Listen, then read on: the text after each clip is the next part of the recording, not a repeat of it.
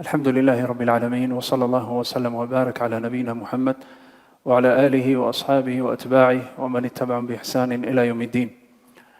بعدكم حميد الله سبحانه وتعالى نكم تكي رحمنا ماني متميت محمد بن عبد الله صلوات ربي وسلامه عليه. Watukufu waumini, ikiwa tumeingia mwaka mpya, mwaka 1448 na mwezi huu wa Muharram ndio mwezi wa kwanza katika kalenda ya Kiislamu, tunamwomba Allah subhanahu wa ta'ala ajalie mwaka huu iwe ni mwaka wa khairi na baraka kwetu na kwa ummatu Muhammad kwa jumla na kwa nchi yetu ya Kenya. Ayuha alahibba, mwezi huu wa Muharram ni mwezi ni mmoja katika miezi mitukufu.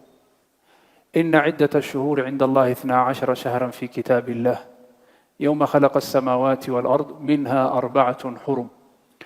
Allah sema kwamba toka umbe mbingu na ardhi amejalia kwamba kwa mwaka kuna miezi 12, na katika miezi hizi 12 kuna miezi minne mitukufu, minha arba'atun hurum. Japokuwa Qur'ani haijafafanua miezi minne mitukufu ni gani katika miezi 12 hizi, lakini Mtume Muhammad sallallahu alaihi wasallam ametueleza miezi mitukufu alizokusudia ni gani.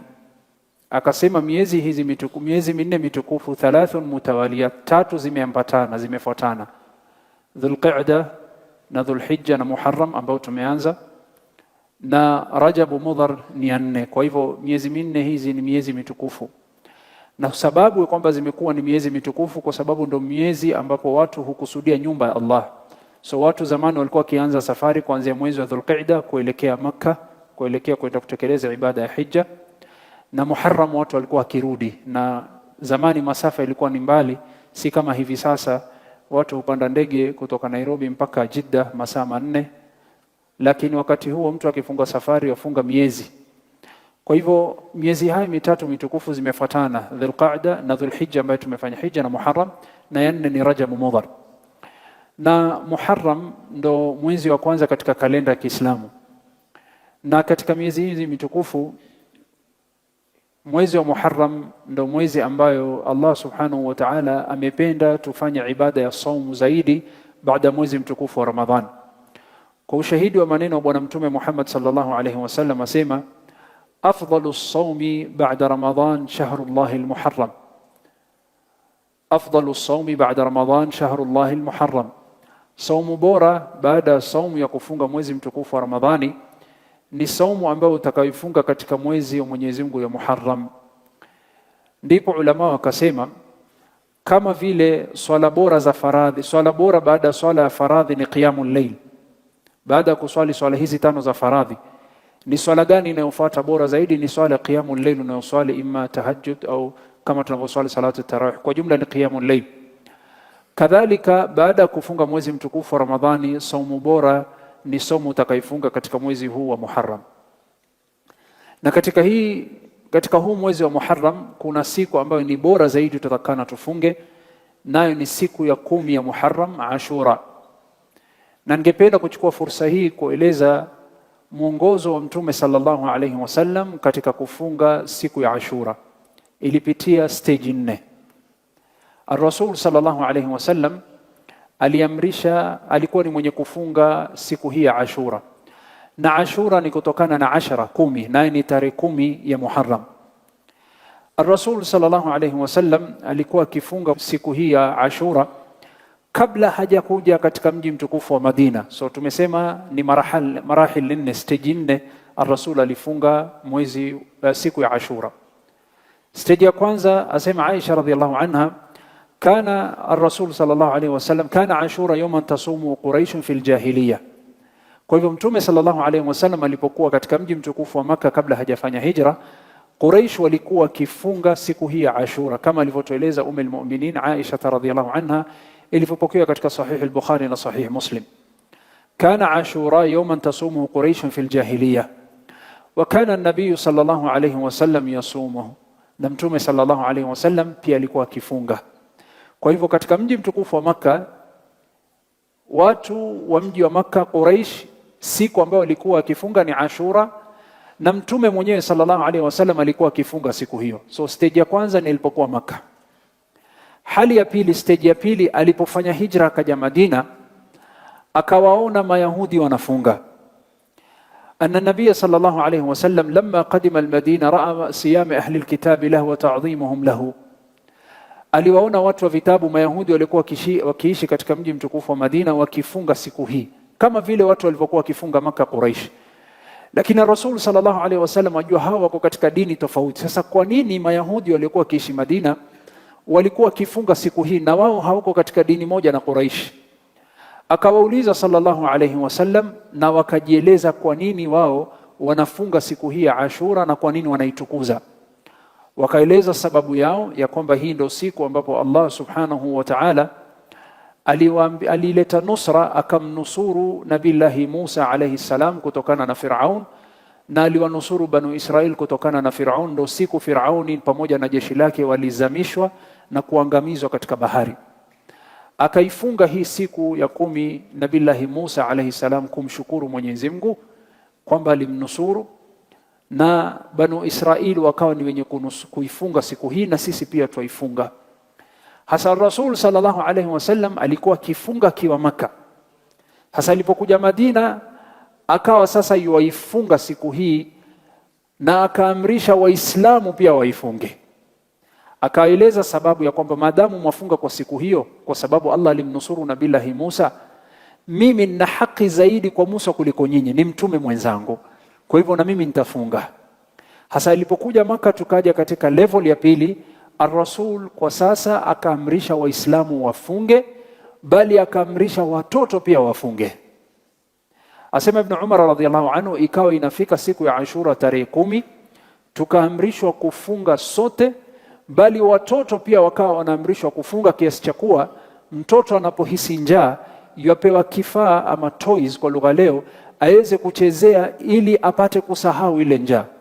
Ni kama vile leo mtoto wako amefunga, imefika asri, wakati wa alasiri akakwambia mimi siwezi kufunga, nataka kula. Ukamwambia njoo, ukamtia baada ya salatu al-asr, ukampeleka ukamwashia TV, ukampatia PlayStation, akacheza mpaka akasahau, ikafika magharibi.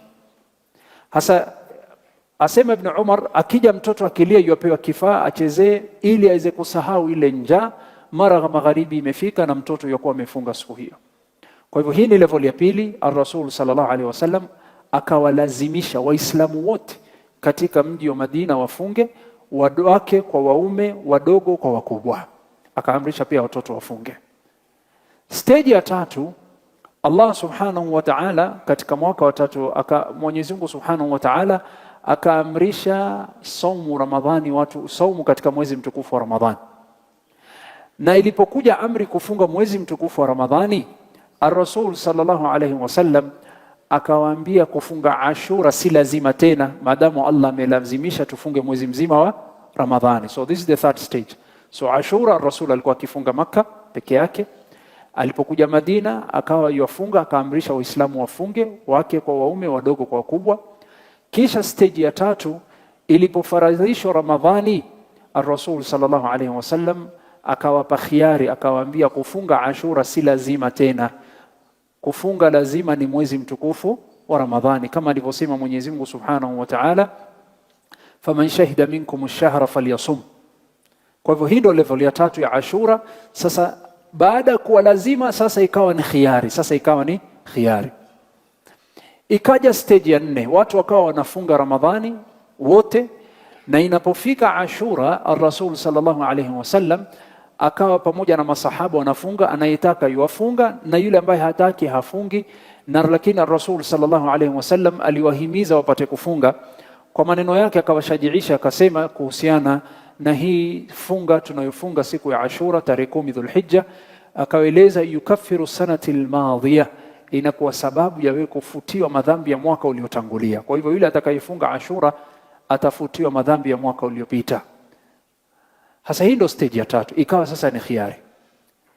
Hasa tuja katika stage ya 4 ya Ashura, Ar-Rasul sallallahu alayhi wasallam akawa yafunga pamoja na baadhi ya masahaba, lakini akaona Mayahudi wanafunga pia siku hii. Ar-Rasul sallallahu alayhi wasallam akasema we must do something different, hatuwezi kufanya ibada moja na hawa.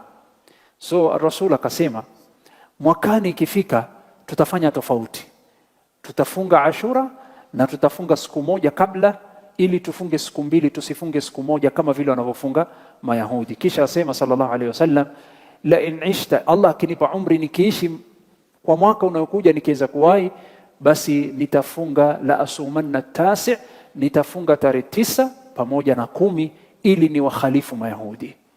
Lakini Allah hakumjalia mtume kuweza kuwahi mwakani. Ilipofika Rabiul Awwal, ar-Rasul akafa, akaenda mbele ya haki. Lakini masahaba walikumbuka nia ya mtume, wakakumbuka maneno ya mtume, ikawa sasa ikifika Ashura wafunga, lakini wakawa wanafunga siku moja kabla, tarehe 9 pamoja na 10 ili kuwakhalifu Mayahudi. Kwa hivyo kwa jumla hii ndio history ya Ashura. Ilikuwa 4 levels. Ar-Rasul alikuwa akifunga Maka peke yake, akija Madina akapata Mayahudi wanafunga, akaamrisha masahaba wafunge, wake kwa waume, wadogo kwa wakubwa, bali ikawa ni lazima wafunge.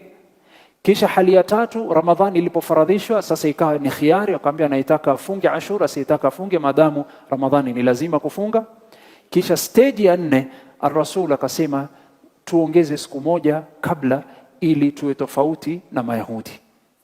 Madamu tushajua history ya Ashura na namna Rasul alivyokuwa akifunga, hasa kuna hali 3 ya kufunga Ashura. Madamu tuko katika last level, kuna yule ambaye atakayefunga siku ya Ashura peke yake, na Ashura insha Allah itakuwa ni tarehe 25 June. Next Thursday itakuwa ni Ashura, tarehe 25 June itakuwa ni Ashura. Hasa kuna yule ambaye atakayefunga siku hii peke yake. Huyu ana thawabu na thawabu yake ni kubwa, na itakuwa sababu yeye kufutiwa madhambi ya mwaka uliopita. Tuko 1448, atafutiwa madhambi ya 1447. Tumomba Allah tuwezeshe na tufutie madhambi yetu. Hali ya pili, kuna yule ambaye atakayefunga 9 na 10, Tasua na Ashura. Huyu atakuwa amesibu sunna ya Bwana Mtume Muhammad sallallahu alayhi wasallam, atakuwa amefunga 9 pamoja na 10, na huyu yuko sawa, ndio bora zaidi. Hali ya 3 ni yule ambaye atakayefunga 9 na 10 na 11. Siku ngapi? Siku 3. Atakayefunga Ashura namna hii, basi na yeye atakuwa amepata thawabu zaidi. Kwa sababu gani? Turudieni katika hadithi ya kwanza tuliyosema, Ar-Rasul sallallahu alayhi wasallam asema, afdalu sawmi ba'da Ramadhan siyami shahri llahi Muharram. Kwa hivyo mwezi huu wa Muharram funga kwa wingi kadri ya uwezo wako, kwa sababu hakuna saumu bora baada Ramadhani kama saumu utakayofunga katika mwezi wa Muharram. Kwa hivyo jaribu ufunge kila Jumatatu, kila Alhamisi, funga siku ya Tasua, funga Ashura, funga siku 3 ayyamul bidh. Hii itakuwa sababu ya wewe Allah kukusamehe madhambi yako. Kwa kuwakumbusha kwa mara nyingine, Ashura itakuwa ni tarehe 25 Alhamisi inayokuja, na Tasua itakuwa ni Wednesday, siku ile siku moja kabla, tarehe 24. Naomba Allah subhanahu wa ta'ala ajalie mwaka huyo mwaka wa khairi na baraka. Allahumma inna nas'aluka khaira hadha al-'am, fathahu wa nasrahu wa nurahu wa barakatuhu, wa na'udhu bika min sharri ma fihi wa sharri ma ba'dahu. Allahumma waffiqna lima tuhibbuhu wa tarda, wa sallallahu ala nabiyyina Muhammadin wa ala alihi wa sahbihi wa sallam.